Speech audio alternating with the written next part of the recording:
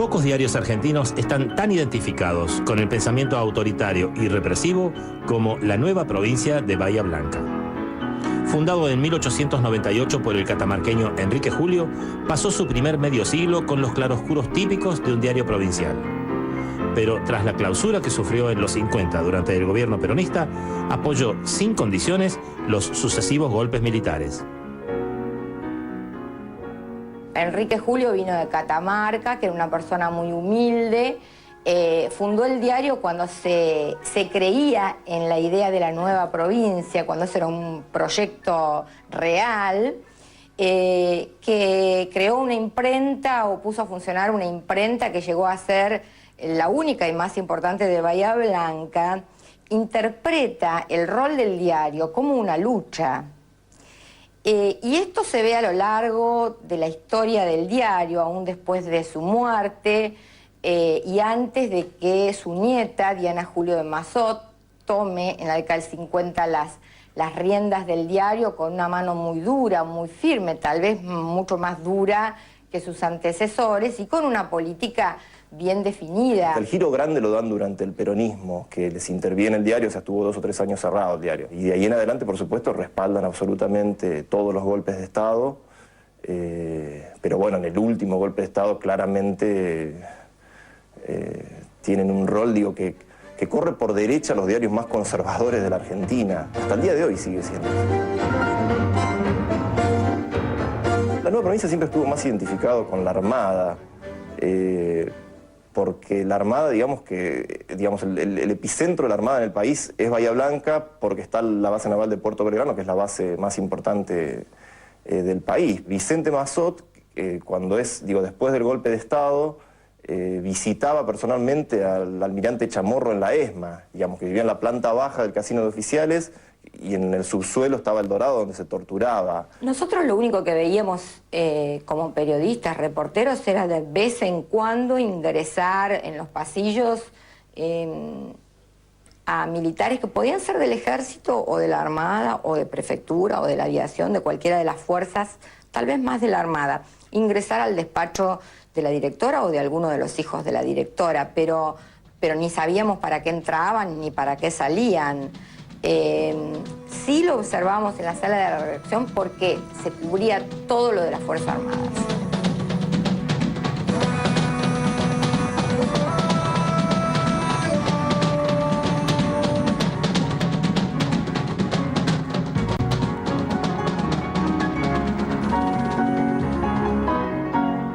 En 1959, la Nueva Provincia pasó a ser dirigido por Diana Julio de Massot, nieta del fundador, quien profundizó la línea totalitaria del matutino en los años 70.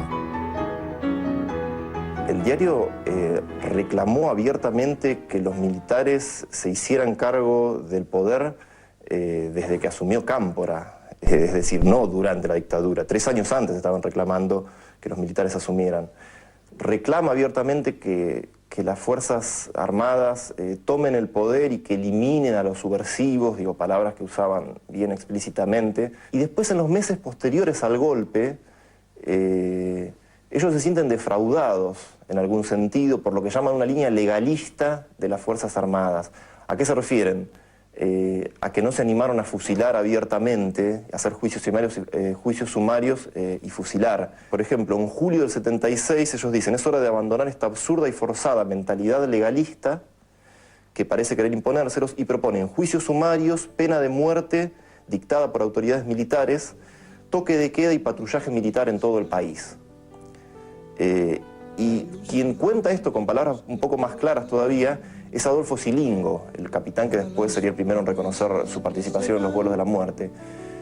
Silingo era muy amigo de Federico Massot, que era el más moderado de la familia.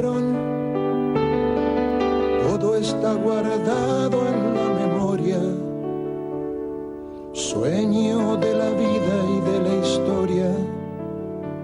Yo, sin temor de exagerar, creo que ha sido una participación muy activa, al punto que considero que la familia Massot, la directora del diario en concreto, son partícipes del genocidio, partícipes de la represión para cometer delitos de lesa humanidad y para que se enriquezca una minoría poderosa que copó el Estado precisamente con esa finalidad.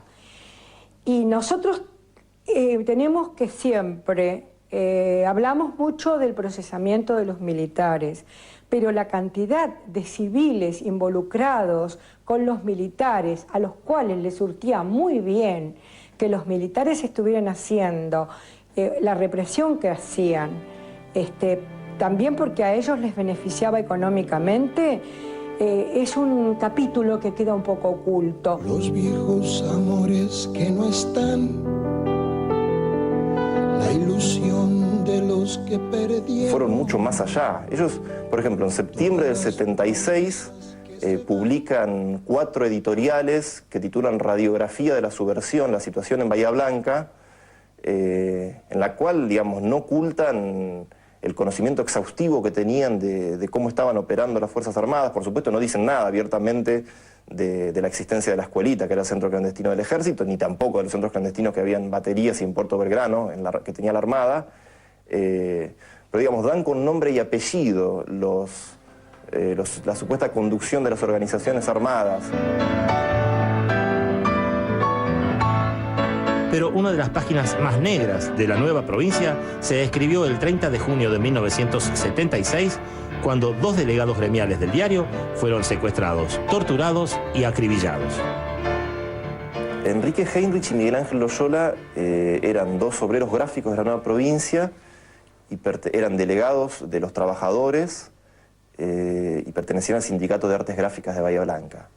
Habían hecho un trabajo muy importante desde 1971, cuando comenzaron a reafiliar a sus compañeros al sindicato. Esa lucha llega a un punto bastante extremo en agosto de 75. Ellos, en reclamo del 4x1, o sea, de tener un franco cada 4 días de trabajo, como establecía el convenio colectivo, ellos, digamos, el Sindicato de Artes Gráficas y otros 5 sindicatos que representaban a los trabajadores de toda la empresa, digo, no hay que olvidarse que era un multimedio, que tenían el Canal 9 de televisión, el EU2, la radio AM y el diario La Nueva Provincia. Digo, los 6 gremios deciden parar y el diario no sale durante 3 semanas. Esto fue en agosto de 1975.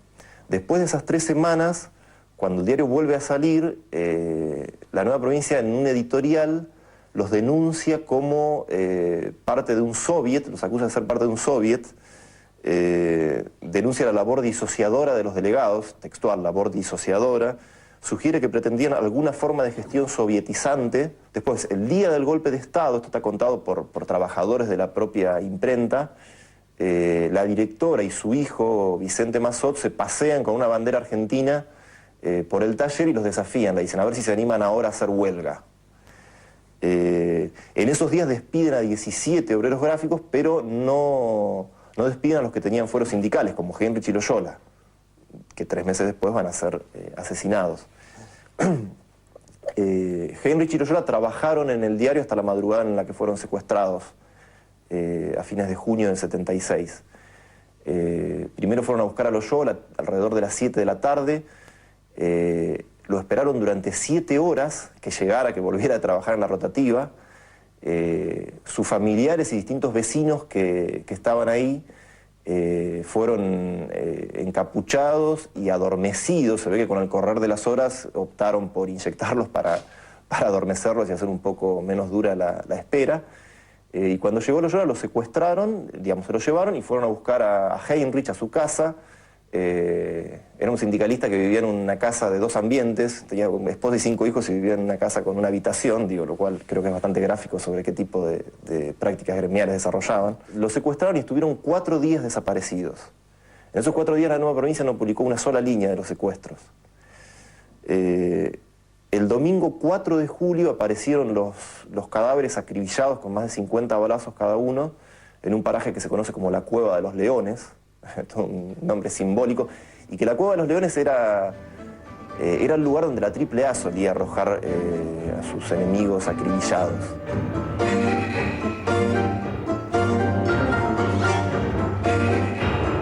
El juez Alcindo Álvarez Canal, el actual juez federal de Bahía Blanca, calificó los 2 homicidios como crímenes de lesa humanidad, pero lo cierto es que la justicia hasta ahora no investigó jamás los crímenes.